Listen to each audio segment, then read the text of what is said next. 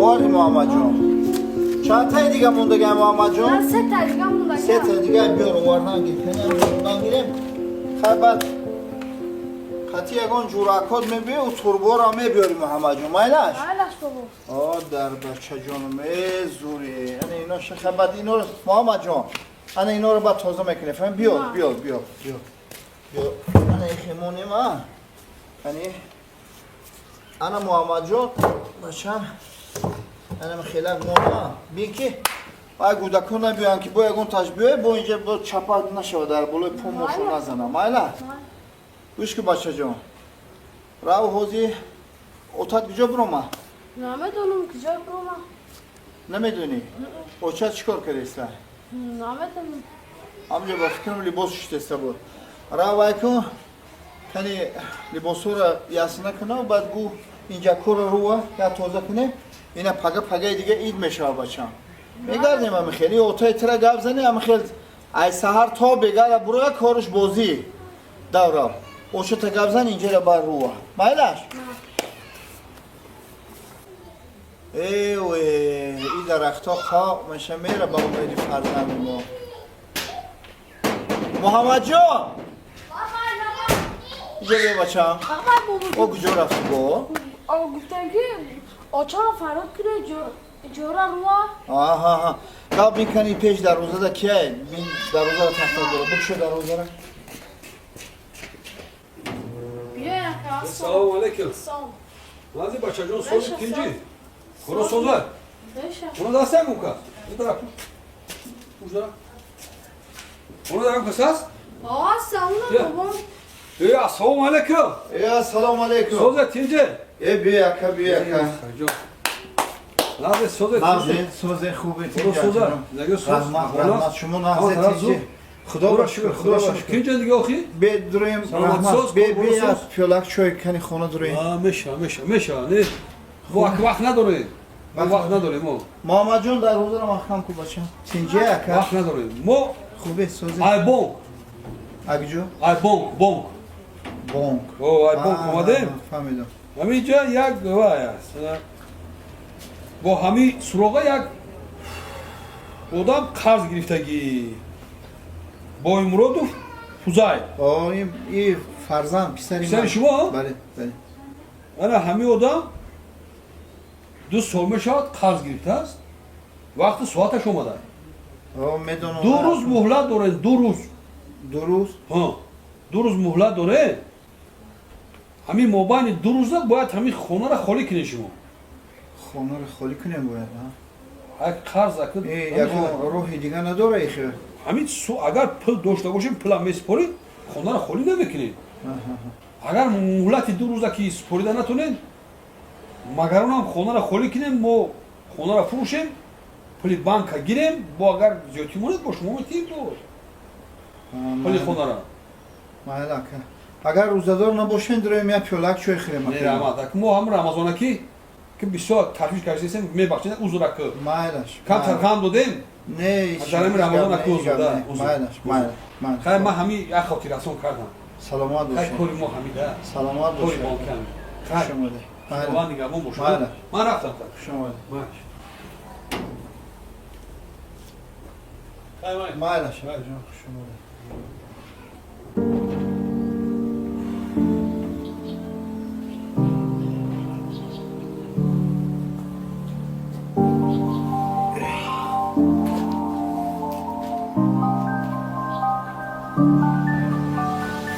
Hocam şu kattı. بشینه محمد جان یعنی می با مشکلی های پدری تو در سر ما مشکلی آمده Çok kattı bu hocam adamı. دادا تا چو کرده دادا تا هیچ کار نکرده دادا زندگی ما را مشکل کرده این مرده که اومد دیدی بچم Aa ay bongo. اوه انا اینو ای بانک هم بچم او پولی که دادای تو گرفت رفت رسیه میرم گفته و بعد دیگه کار جزیر کرد انا که 2 روز پس خانم میگیرم بچم اگر پول نیویم نتیم نمیگیرن خانم خیلی بچم با فکرم اتای بیاه بزنم Kral tam dar ki şurada ya. Daha sundan da kelime şol. Sak rabico yavru ki nak sak rabico. De. Opa. İdar ştar. آه در دهن در ششتم خیلی بولای در دهن در نمیشینن. او بالای اوه. او بالا حاضر 2 روز پس میبینی 2 روز پس با او بالا میفهمی چیه چی درست پاس میبینم؟ چی 2 روز پس میبینم ای بانک آمده بودم برای قرضای تو ابله پولی بانک آمده بود میتماش. میتی؟ اوه. پول گرفته بودی؟ راسیه رفتن آدم گفته بودی پولی بانک میتیه پولی بانک دادی ها؟ رفتی دو دست پاشه که وینی آمدی 2 روز پس فقره ای خانه میمانی رفتم اوتا. رفتم اونجا کار کردم اون جانا رو میگردم میگه بگی توالت بشو توالت بکن اجاره بشو من ای بچه بیعقل تو خیال کردی در راسیه همه میره همه که دستو تیکش میشینن پول میگیرن میگوینا مهنت میکنی زحمت میکنی که بر راحت میکنی این چیه اوخی این چی بلای خدا ایرا گرفتی تا میری بالا میری منم که عمرم باید جای رسیده صغیرا پگه صغیرات در بدر میشن فهمیدی او بانک خیش تبارد نیسته پول میگیره صغیرا به خانه و در میمونی نمیگیره تعذیب نشه نمیگیره نگاه کردنگی باری را فروش آخی یک اقلا نیمی پولی اول میشه کو برای فروختن این نه پولی بانک شد نشه و خی چی تو را گاو زنم چی گاو نزنم این بچه که خدا توفیق نداد دیگه توفیق نمیدی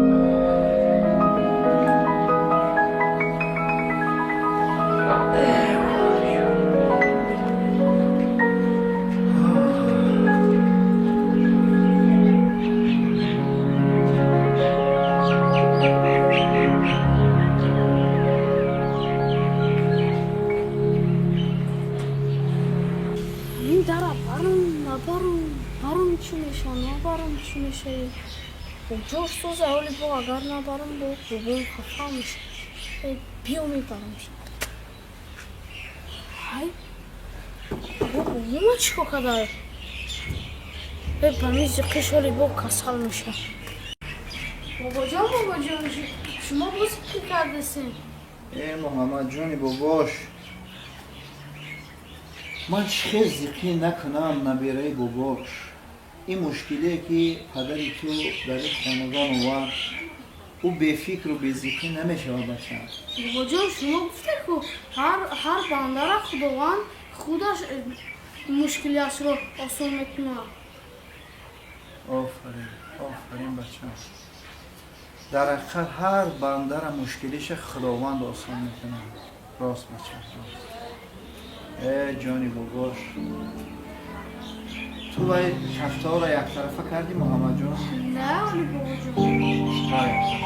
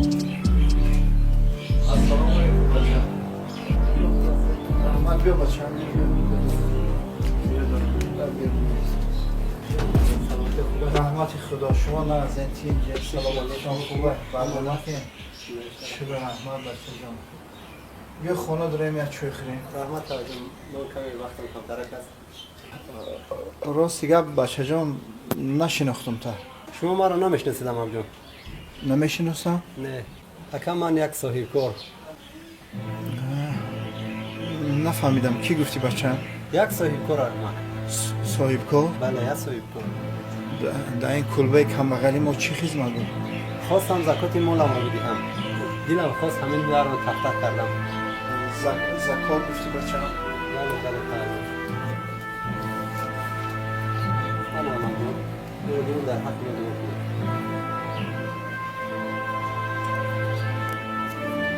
دیگر خیر تو بدر باش قبول کنه باشم الله در دو جهان خواهد نکنه آمین نمیدونیم خونه من وقتم کمترک است ترانه من دو اجازت شما خوش آمدید خوش آمدید